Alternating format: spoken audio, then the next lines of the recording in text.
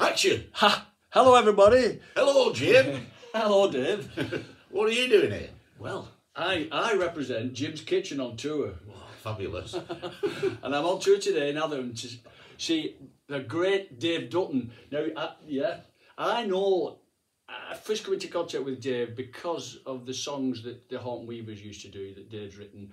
And you still do? Well, of course they do. I've Yeah. heard of them. And you actually toured with the Weavers quite a lot. With Bernard Wrigley, didn't you? They do the Christmas tour. We did, oh, brilliant. I remember that show. Very funny. Very funny. With the Nativity, when I played Joseph and Bernard played Mary. Can you imagine that? What are you drinking? Eh? What was he drinking? Ale Mary, was it? Ale Mary. Anyway. Yeah, sorry. Yeah. What I want to do is actually go back for a bit before then, because like I said, I only come in contact with Weavers, but according to Wikipedia, I looked you up on Wikipedia, and according to Wikipedia, it says you were born. That's a good start, that, Jim. I were, yeah, born 1947 in Atherton, in this very house. Wow. My mum was a single parent. She can't go into all the circumstances, but she, I never met my dad, so went off the rails a bit in the early days. Then when I found out that it wasn't cool to be illegitimate, found out in the school playground, and then it sent me off the rails a bit. So I turned a bit septic. Ended up not going to school, not wanting to go to school, wagging it all the time. Anyway, my mum thought she'd put a stop to it, took me to the local police station, which was a very imposing old Victorian building in Water Street, like something out of Charles Dickens. Yeah. And she said to the policeman, have a word with him. He's going wrong, he needs a word with him. So he didn't have a word, he just opened the cell door and shoved me in it, slammed the door shut. Wow. And it was an old thing with like a stone bench for sleeping on and a nasty old bog in the corner. You could hear it dripping, So he said, if you don't change your ways, this is where you're going to end up, he says, where the old tramp Joe Knowles sleeps. So... did it scare you? It did. It was a short, sharp shock that worked, and I like to think I'm a completely different person these days. So you've not actually been in prison then? No, not. Oh, I visited. And that's where I met you, isn't it? Well, yeah. No, that was the last and only time. I think it's a good thing. The short, sharp shock. It worked in my case. Yeah, that's what it's in here. It's 30 Bob Kid. It's a great read. When obviously you're a literate person, you're a writer.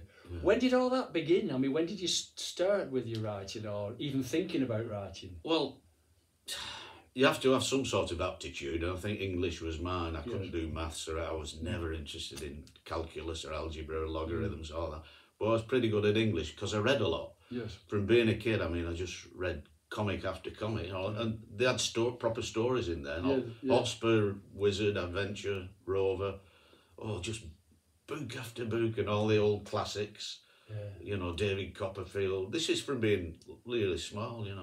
The Black Arrow and Treasure Island. I just absolutely loved all that. So I had some facility with English, and that's where it started. And my first job from school was as a reporter on a local newspaper, Lee Chronicle. Oh, right. Yeah, Lee Chronicle it was. Became the Lee reporter. Then I went on to the Blackpool Gazette and ended up on the Manchester Evening News for a couple of years.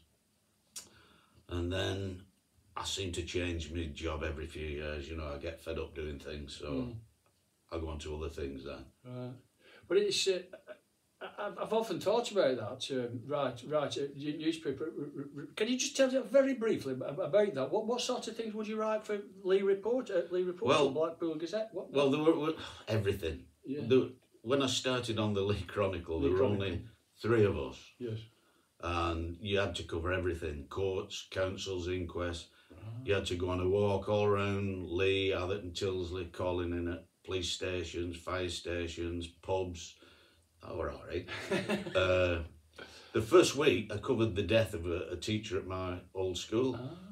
He dropped dead suddenly, so I went, and then like you go around to the pubs, any news locally. We went in a pub in Tilsley, and he said, "Yeah, well, Albert's dead across." I can't remember his name. Dead across the road. He were like a stalwart of the community. Go and have a word with his daughter. So I mean, this is the first week I'm working there. We went through the door. She said, "Oh, come in. Yeah, well, I'm happy to chat about my dad." Opened the door. We went through. The other reporter went through first. I turned around to shut the door, and he's there in bed. Dead man. Dad. Oh no. Oh, bloody hell. So we went in the kitchen, and I'm only like just turned 16. Yeah. So I'm looking at the reporter, I'm going, he's what? Is he there? So, well, that cracked me up. So I'm starting going, and his daughter came out and said, "Oh, is he upset?" I was just laughing, I couldn't stop. I had to go outside. So there were fun days actually. Yeah. It was good. Yeah. So we wrote about anything. But how did you? But that's fascinating. How did you go from that to sort of? I mean, you've written for some big stars, haven't you? You've written for some big names in comedy. Well, I packed in being a reporter. Yeah. I think it was about 1970, and then I went on the dole for a spell while I completed my education, basically, because I used to go to the Allerton Library every day and study everything. A lot of plays, actually. I used to read a lot of playwrights like George Bernard Shaw and Arnold Wesker and Harold Pinter and stuff like that. So I suppose that was the acting bit for me, because I did a bit of acting at school. So yeah, that's completed the education. Then one day, I thought I better get earning some brass, and laughably I sent some jokes to Ken Dodd. I sent 12 pages of jokes that I'd written. I found his address in a book that I bought up Atherton, 76 Thomas Lane, Notty Ash. Wow. I still remember it. Yeah. So I sent him 12 pages of gags, and he got back, sent me a letter saying, "Give us a ring." Did he really? Yeah, straight away. Yeah. So I gave him a ring. He said, come up and see me." I said, "Well, why do I need to do that?" I said, "I've not got two heads." He said, "Oh, that will be an advantage," he said. So I went seeing him at his house in Notty Ash, and within that week I was writing for his radio show and getting credits on the BBC, and then I went on to write for his stage act and television, and I was with him for about 7 years. That's a big deal, because Ken Dodd was a massive entertainer in this country, very highly regarded. I had no idea you'd done all that. Well, he sold more than the Beatles with his records. Yeah, he's a great singer as well, wasn't he? He held the record at the Palladium for all the, and his shows used to just go on for hours as well. Oh, he did. I used to put the milk out on the stage. But he came here, Doddy. He used to come here regularly, picking the scripts up, and my mum would make him and his girlfriend a cup of tea and that. And one day my Uncle Ned was here, and he'd had a drink, and he poked Doddy in the teeth. He said, "Are them your real teeth, Mr. Dodd, or the ones you have on telly?" I went, "Oh, bloody hell." So I said, when he got me, I said, "I'm sorry about my Uncle Ned." He said, "Don't worry." He says, "We all have an Uncle Ned." We all have an Uncle Ned, yeah. Good. Yeah, so wrote for him quite a lot, and then we fell out over money, surprisingly.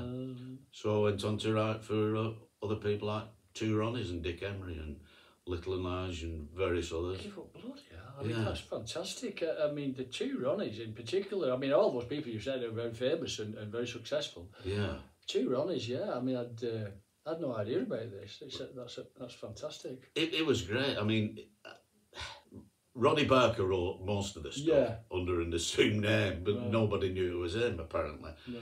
But I did the news items and stuff like that, along with lots of other people. Yeah. And I remember being invited down to the Mayfair Hotel in London, and there were people there like Barry Cryer and Spike Mullins, top writers, David Renwick, who wrote One Foot in the Grave. We were all there. And the Two Ronnies were serving us drinks, and and food. Would you like another drink? Can I top you up? And it was great. It was like being in a tour on a sketch. Oh yeah. So Amazing. yeah, it's what fantastic memories. yeah. I mean, we could talk about. We've got to talk about your acting as well, but also about the books that you've written. I mean, you mentioned this book. What's this? Is this like a? Well, it took me 10 years to write it, and it's 30 Bob Kid. We mentioned it last time. Yeah. I mean, there's me on the phone in the office. There's my dad I never met, Stanley Alfred Grant, who was a bomb expert at Risley, munitions expert from London.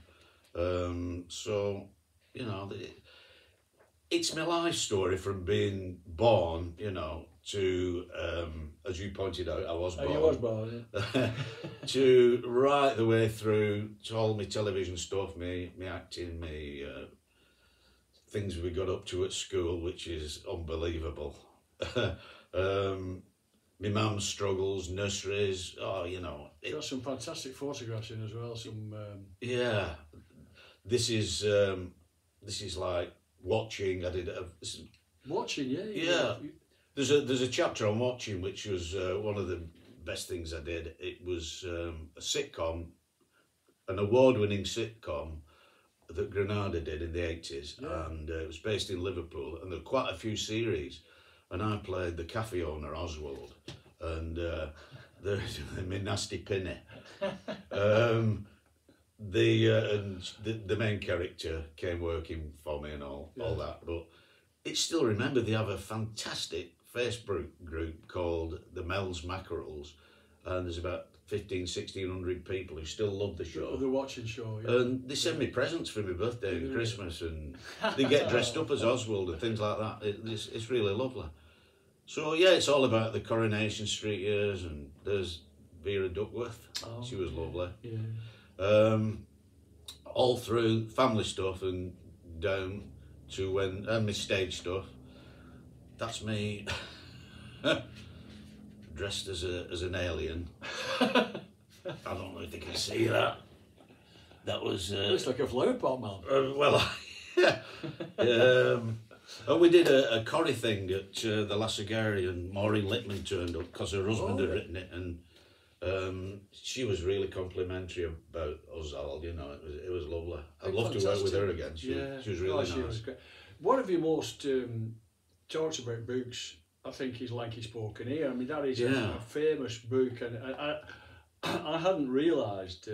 I'd forgotten actually. Yeah. Bill Tidy did all the stuff in it as well, the illustrations. Yeah, Bill was brilliant. We met him a few times. We did the Cloggies Cookbook as well, because Bill's characters were called the Cloggies.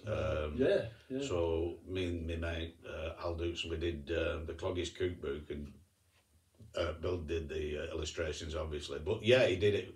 This is an original copy of Lanky Spoken Here, which I picked up today, and it's brought back memories because it says, "To Mam, thanks for all you've ever done for me. May the good Lord never drop a clog on your head.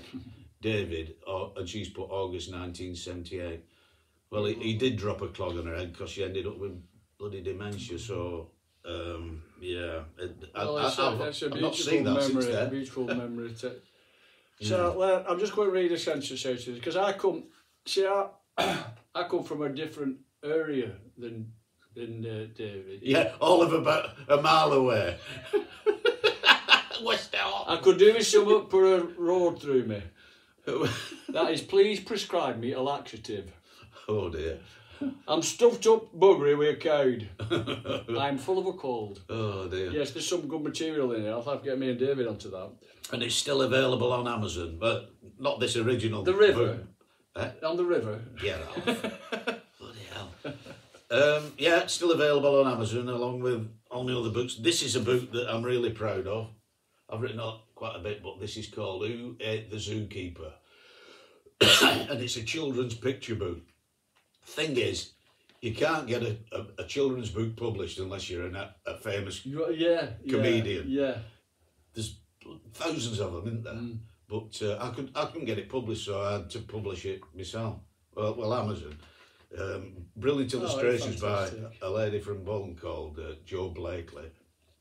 and it's about a zookeeper who gets eaten, and the Sherlock Max Sporran, who's the doggy detective, he goes around asking, you know, did you eat him? And all the animals are disclaiming that they didn't eat him and all that. So, and it's gone down really well. It's got 5 stars on Amazon, and the parents who read it to the kids do all the voices. I've